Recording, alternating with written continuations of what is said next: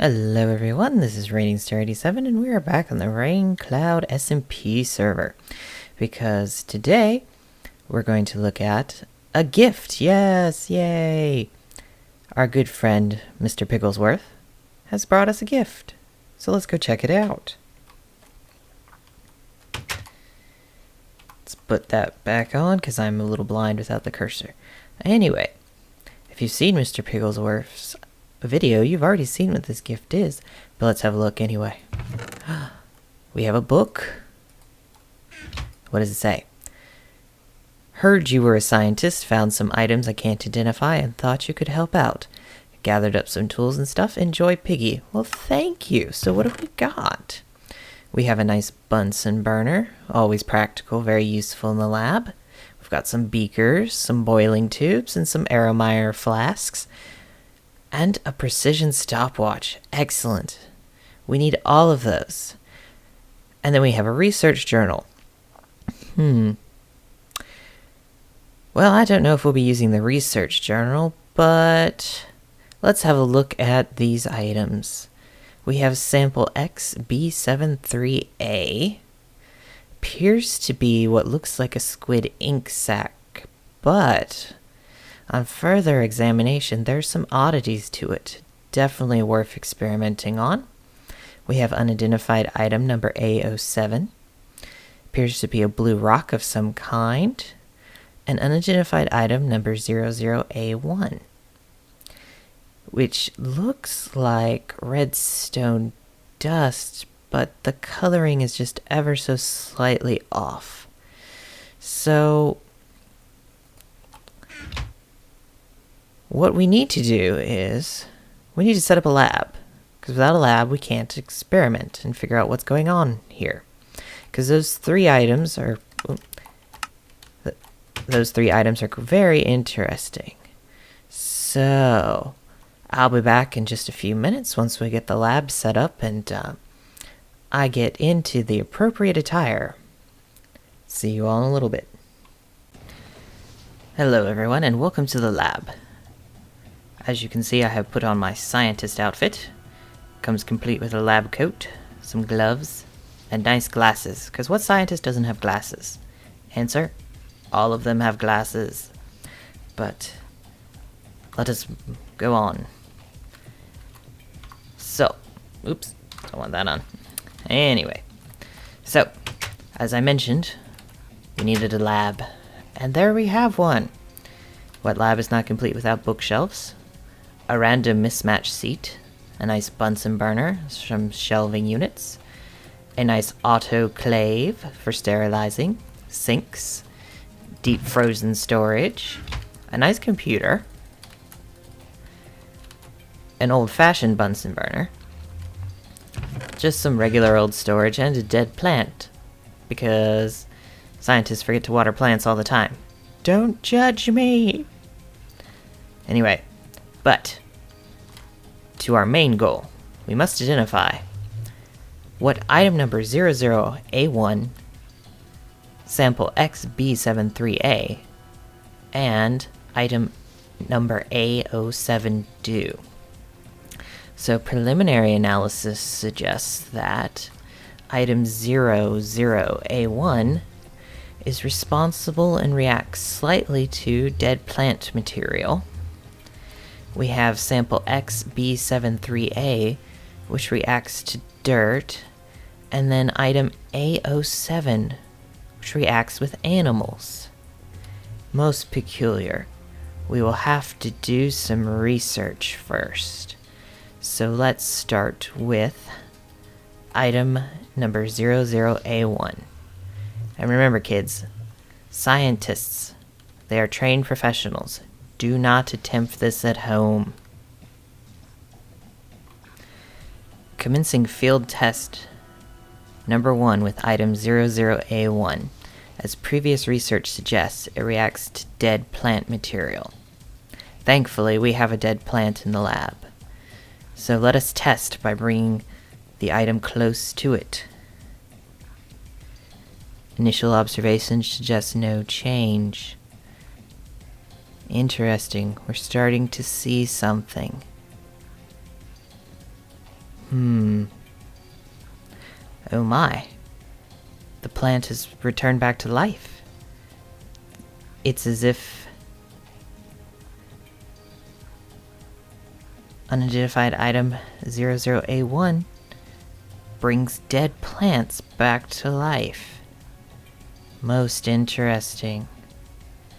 This will require further research. However, let's go with sample XB73A. Outside we prepared a little dirt patch for it to go give it a try. So as soon as we reach the scientific area, I will be back with you.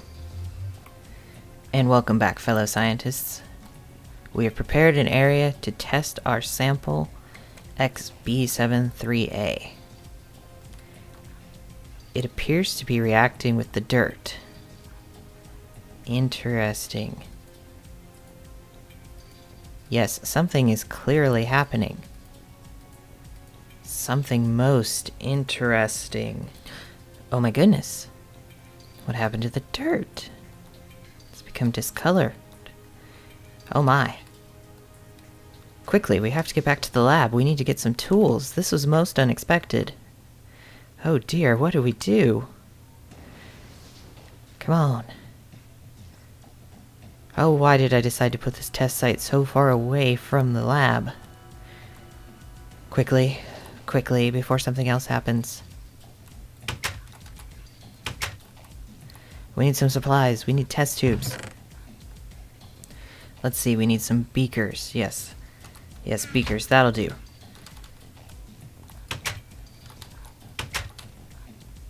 What a fascinating reaction.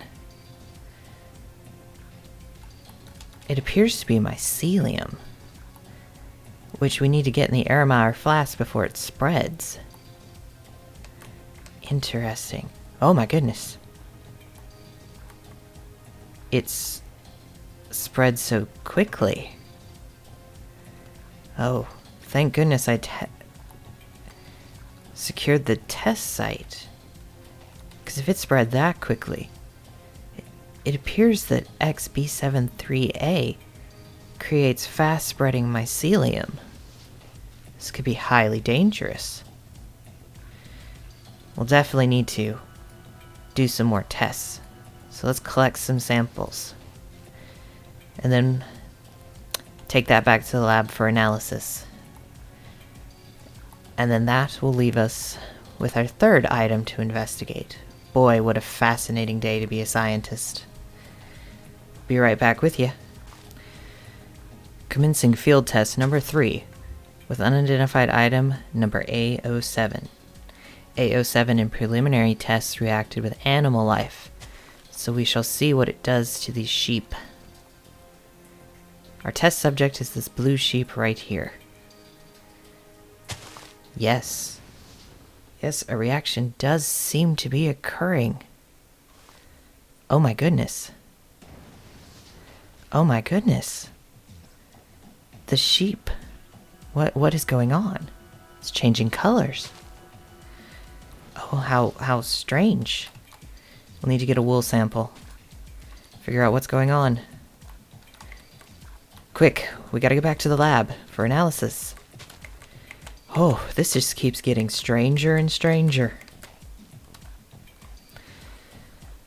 Analysis of the wool in our DNA analyzer shows that unidentified item number A07 changes the DNA of animals, which is why we were getting the color shifting from that sheep. This is most unique, most interesting.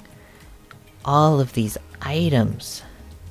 Oh, I need to write all of this down and record it in my research notebook. Let's record the results on our handy computer.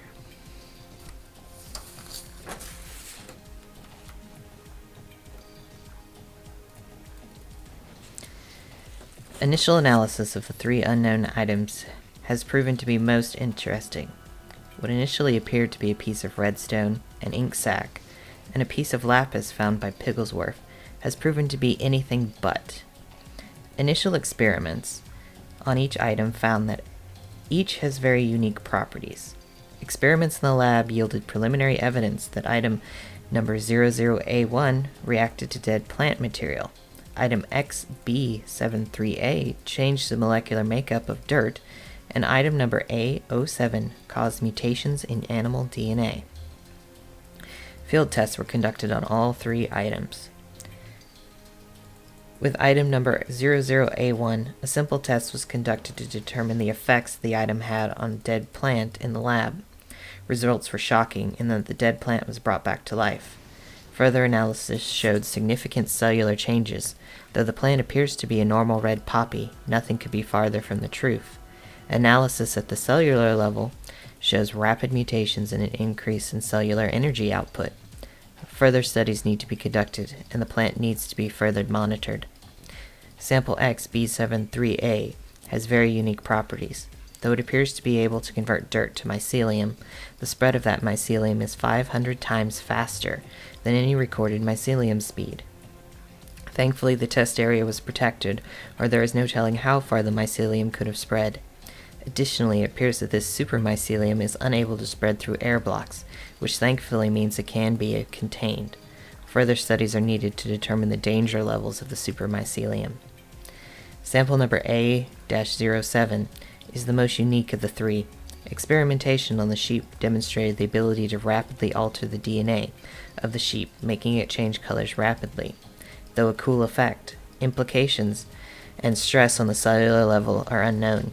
Wool analysis does seem to demonstrate, however, that the rapid mutations are stable, but implications on the species itself is unknown. Recommended isolation and further testing of the test subject, sheep named Jeb, is recommended. These results are most curious. I wonder if I should seek out the help of my other fellow scientists for assistance. We could ask Jay Plays for help, but he seems to be acting strangely recently.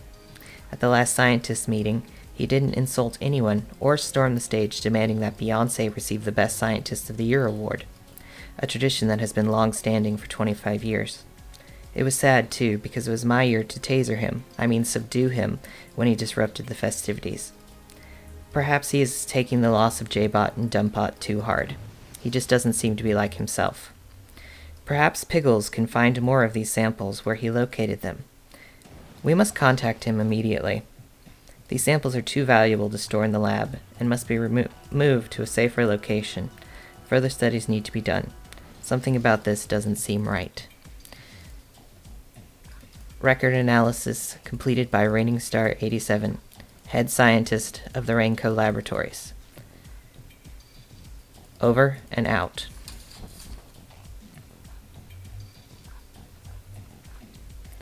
This is certainly a curious and interesting time. We must see Pigglesworth and see what he knows. We must do more studies. I find that this is quite alarming. Until next time, this is RainingStar87, signing out.